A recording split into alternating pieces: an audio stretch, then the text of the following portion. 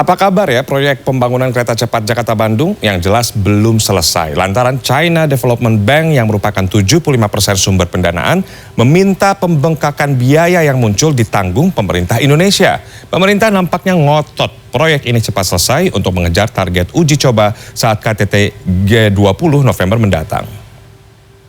Kereta cepat Jakarta-Bandung kembali menuai kontroversi. Terjadi pembengkakan biaya proyek dan investor terbesarnya yakni China Development Bank dikabarkan meminta biaya tersebut ditanggung oleh pemerintah Indonesia.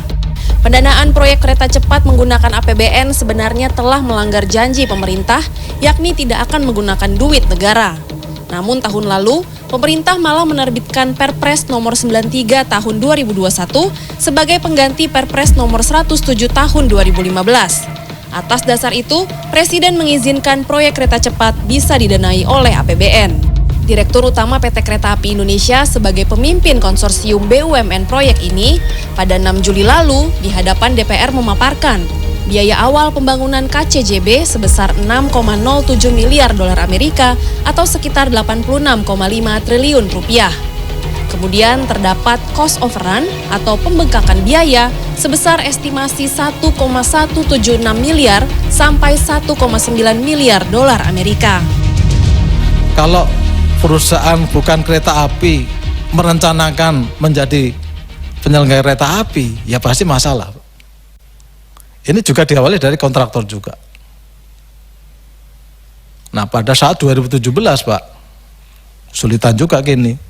Nah, kemudian berjalan 2019 itu keterlambatan karena pembebasan tanah, Pak. Ini luar biasa. Disampaikan oleh Pak Menteri BUMN, Pak. Dan kemarin sudah dalam pembahasan menyeluruh dan ini akan diberikan support, Pak. Dan ini, Pak, apabila ini tidak cair di tahun 2022, maka berpotensi penyelesaian kereta cepat ini akan terhambat juga.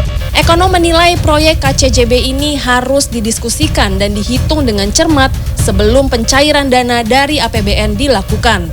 Tapi tetap dari sini kita juga punya semacam threshold tertentu, ya. Jadi berapa besar porsi APBN itu harus ditulis ya secara hitam di atas putih. Ya, jadi harus konkret. Memang kalau kita tinggalkan ya mangkrak gitu ya. Tapi kalau kita lanjutkan harus ada jaminan bahwa nanti APBN yang kita kerahkan ini ya memang pada akhirnya konkret gitu kan.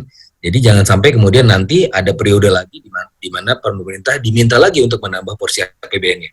Nah, ini kan menjadi masalah. Dalam sejumlah kesempatan, kementerian terkait menyebut permintaan cost overrun ini masih dalam pembahasan menyeluruh oleh pemerintah. Namun jika mengacu pada kunjungan Presiden Joko Widodo di Beijing pekan lalu, sudah menghasilkan kesepakatan bahwa proyek KCJB akan terus dilanjutkan. Namun masih belum jelas skema yang akan digunakan. Dan dalam pertemuan dengan Premier Li, saya berharap kita dapat membahas beberapa perkembangan kerjasama, khususnya di bidang perdagangan, investasi, infrastruktur, keuangan, pendanaan, serta maritim. Proyek kereta cepat merupakan gagasan Jepang di era pemerintahan Presiden Susilo Bambang Yudhoyono. Namun tawaran kerja sama Jepang ini ditolak Indonesia, kemudian memilih tawaran investasi Tiongkok yang dianggap nilai investasinya lebih murah. Selain itu, Tiongkok memastikan proyek tidak akan menguras dana APBN serta bonus transfer teknologi. Semua berawal dari buruknya perencanaan. Kemajuan proyek kereta cepat Jakarta-Bandung masih 76%, padahal rencananya akan diuji coba pada November mendatang saat momentum KTT G20. Kita tunggu berapa besar dana APBN yang akan diambil oleh pemerintah untuk memikul pembengkakan biaya proyek kereta cepat Jakarta-Bandung. Tim Liputan CNN Indonesia.